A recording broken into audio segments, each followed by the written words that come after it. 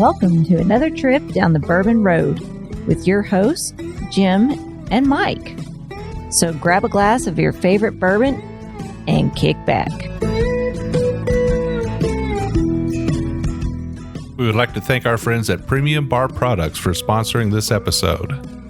If you're ready to step up your game at your home bar, check out PremiumBarProducts.com to choose from their wide selection of glassware, all of which can be custom engraved with your personal message or logo. And there's no minimum order. So after the episode, head over to PremiumBarProducts.com and check out everything they have to offer. Now, let's get on with the show.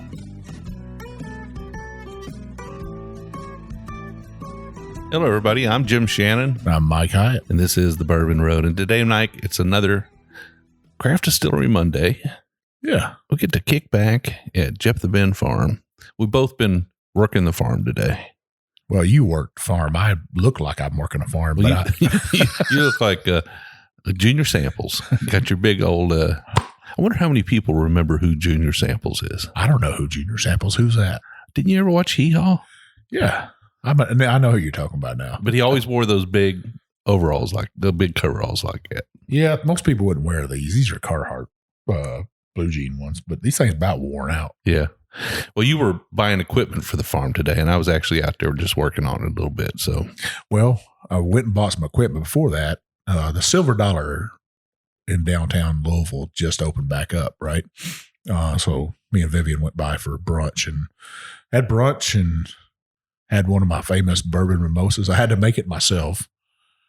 We ordered a mimosa, and then I ordered a glass of orange juice and a shot of bourbon, poured it all together, and made myself a bourbon mimosa. There you go. They wouldn't put it together for you, or they didn't know how, or you just wanted to make your own? They didn't know how. Oh, okay. Well, the Silver Dollar's been shut down for a while, hasn't it? They have. I think the scare of the COVID really did scare them, and I hope it gets back to the way it was, because it walked in there and it was kind of shocking that there's a giant wall of plexiglass covering the entire bar off, so you can't even get near the bar. And then every booth has plexiglass around it pretty much.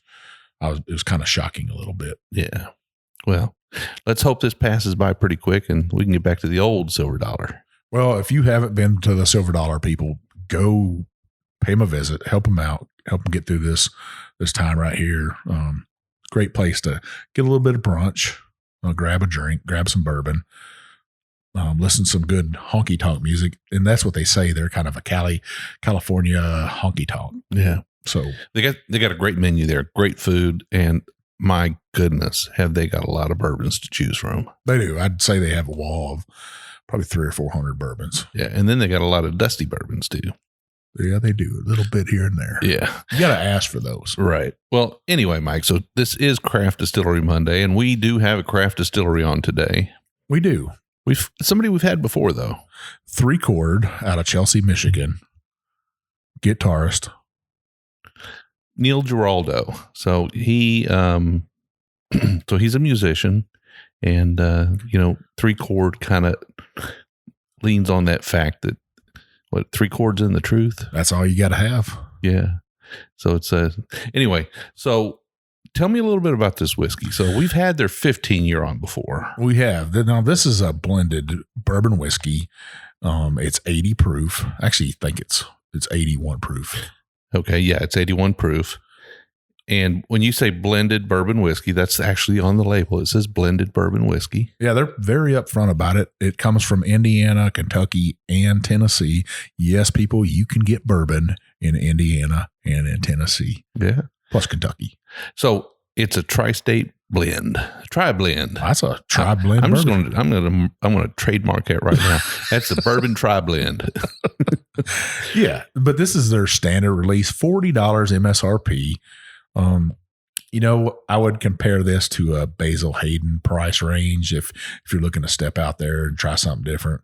A little bit different bottle. Very, you were talking about this kind of cloudy golden. Yeah, it's not a real deep amber. It's, for an 81 proof whiskey, I guess the color's probably a little on the light side even for that. Apple juice. Kind of apple juice color. And there's no age statement anywhere on the bottle, but this is 100% bourbon whiskey. So just blended. It's been blended at 3 different times. I from what I understand, there's probably some 4-year and some 12-year in there. I wouldn't try to guess on the mash bill because it comes from 3 different states. I'd read some other stuff that people put the mash bill out there, but I don't see how that's possible with being from 3 different states. Yeah. Well, like I said, not age stated, but we're hoping that we've got something that's expertly blended here and full of flavor. And why don't we check it out? Let's do it. All right. And my sniffer might be messed up because Vivian put a pot roast in the oven, and it's lofting over here. I can smell it. It smells good. That's dinner for tomorrow because we're both working 12-hour shifts tomorrow. So, you got to do a little meal prep. Yeah. Well, let's nose this, Jim. Cheers. Right, cheers. It's got a very earthy nose to it. It's very light, by the way. It's not not ethanol-y. It's not, it doesn't take over your nose at all. It's kind of light, but it does have a real earthy note to it. Almost like a little bit of wet hay note to it.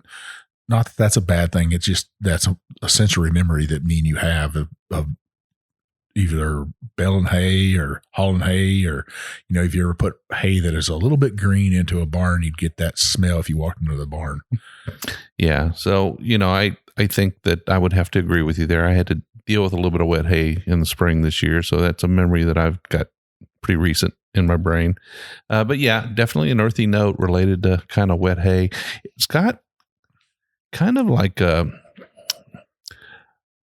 going to say stewed plums. Okay. But I almost leaning towards stewed tomatoes.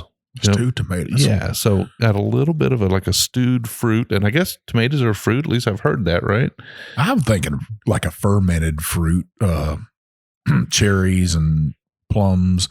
So, if you old soldier boy or Navy guy made yourself a little hooch back in the day and you put some fruit in a bucket, pour some cheap wine in there, some water, do it in a dark hole somewhere that's really hot on a ship, you might come out with that smell. It's a little sweet, but at the same time, it's got that sort of earthy, savory note and a little bit of that stewed fruit. I would say the nose is okay to better than okay. I get a little pepper in there too. Just a little bit of spice, a little bit of oak. Nothing spectacular though. Yeah, let's move on to the palate. Let's do it.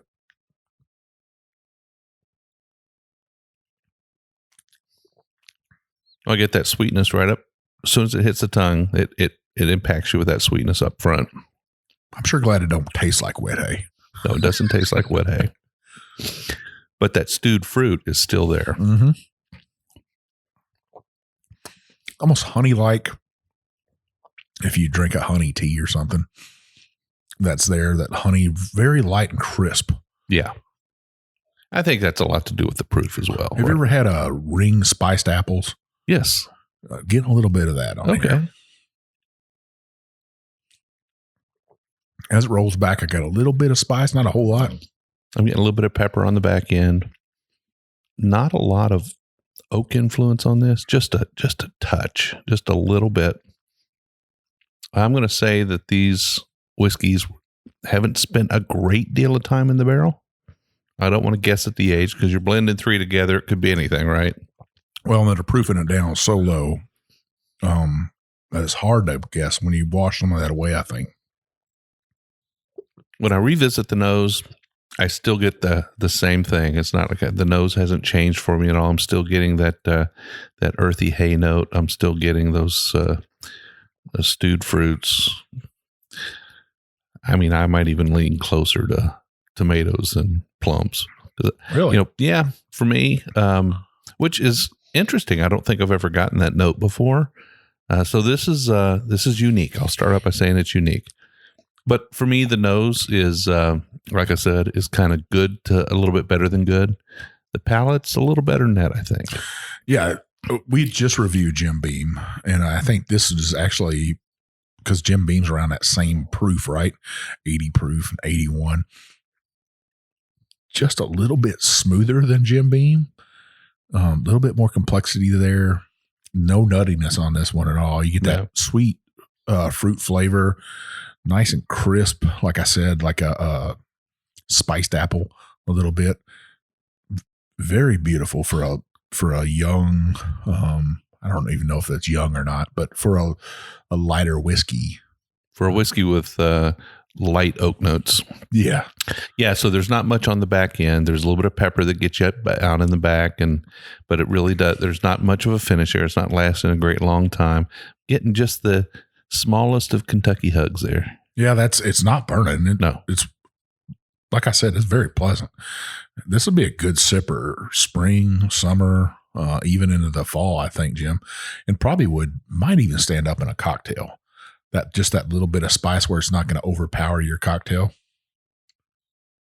I'd say if you're looking for something that's got a few notes that you haven't had before, particularly those notes on the nose, for me, like I said, the stewed fruits, and if this is something that you haven't been able to experience before, I would say pick up a bottle, give it a try. It's different, and anytime I can get something that's brings a little something new to the game, it's kind of exciting. Yeah, these guys are out there. They're trying something different. It's a different master blender, obviously. They definitely believe in what they're doing and stuff. Are they sourcing their whiskey? They are, but they're well known that they're doing that, right? They're telling everybody. They're not trying to pull any wool over anybody's eyes. Everything's on the bottle. It's pretty clear. I would like to know, what the minimum age is here, or the ages of the 3 whiskeys they put in, or the mash bills. They're not wanting to share that. That's okay. That's their choice. Well, that's kind of like Bardstown Bourbon Company, where they do put their ages on all their stuff when they blend something like that. It's nice to see that, and that goes a long ways with your customers, I think, when you do that. And it helps us out. We're trying to pick apart a bottle, we get to know a little bit more about it. Well, maybe we'll shoot an email off to 3 Chord and ask them a few questions about it and come back and let you all know. But, I didn't want to finalize on this. If 3 Chords of whiskey that's in your local area and you have a chance to pick up a bottle of this, I would say don't hesitate. It'll bring something new to the table. It's not going to knock your socks off. It's not going to blow you away. It's not going to be something you're going to shout from the mountaintop and tell all your friends about, but it is good, and it does have some notes that are kind of unique, and it will help you build your aroma and taste palette memories out a little bit more with some new flavors and tastes. So yeah, some other things about this is a true small batch bourbon to be true to it, because it's only 300 gallons total, so that's right around 6 barrels, right? Yeah.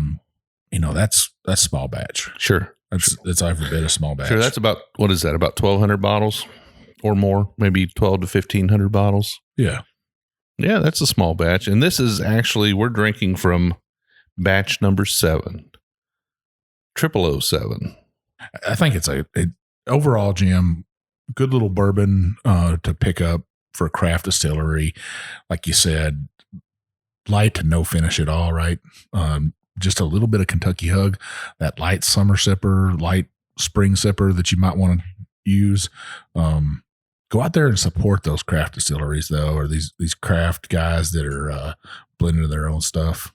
I like to see it. Absolutely. Well, Mike, where can people find us on social media? So you can find us on TikTok, Twitter, Facebook, Instagram, and YouTube. We also have a private Facebook group called the Bourbon Roadies. Yeah, so if you go to our Facebook page and you look for our private group, you'll see it there. It's called the Bourbon Roadies. Click on that, answer 3 quick questions, and we'll invite you into the family. We'd love to have you join up. We also have a web page, thebourbonroad.com. You can find our swag on there, our glasses, our hats, our shirts. We also have articles and blogs on there, and you can find our reviews on there. Check out those articles, those reviews. If you're looking to pick up something, look at me and Jim's notes. Adam actually has some reviews on there. Also, check those reviews out before you pick up a bottle. They'll tell you the MSRP, so you're not overpaying for something, or some notes of what we thought about it. Absolutely. Well, we do 2 shows a week. We do a show every Monday, just like today's, called our Craft Distillery Monday episode or series. And it's usually a short show, around 15 minutes. And that's where we're going to be at today, around 15 minutes. Then we do a longer show on Wednesdays where we'll do sort of a deep dive on a bottle or an expression or a distillery. We'll have a guest on, or Mike and I will sort of take a topic and tear it apart. So you'll want to catch both shows every week. And in order, Mike, for them to know when a new show's popping out, what should they do? Oh, you want to go up there and hit that subscribe button for sure. Your phone, whatever you're listening to us on, it'll tell you, hey, these 2 jokers, they got an episode coming out. So go ahead and subscribe. Then you want to scroll on down, Jim, right? And they want to hit that 5-star button, because everybody, how could you not love us, right? And it does help us a lot. Helps us get into places. It lets potential listeners know just what they can expect. Yeah. So we really like it when listeners reach out to us. You can reach out to us by email. I'm Jim at the Bourbon Road. Mike's Mike at the Bourbon Road. You can also reach us through the Contact Us page on our website, thebourbonroad.com. But probably the best way to get a hold of us is through Instagram. That's where we spend most of our time. You can find me at jshannon63. I'm One Big Chief. And we will see you down the Bourbon Road.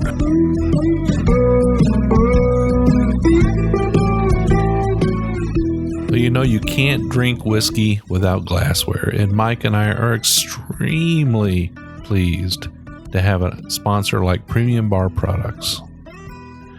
Premium Bar Products offers direct-to-consumer the finest whiskey glasses, cocktail glasses, and bar tools with your own personal engraving. I mean, you can write anything you want on these glasses, anything from a company logo to a personal statement, and there are no minimum orders.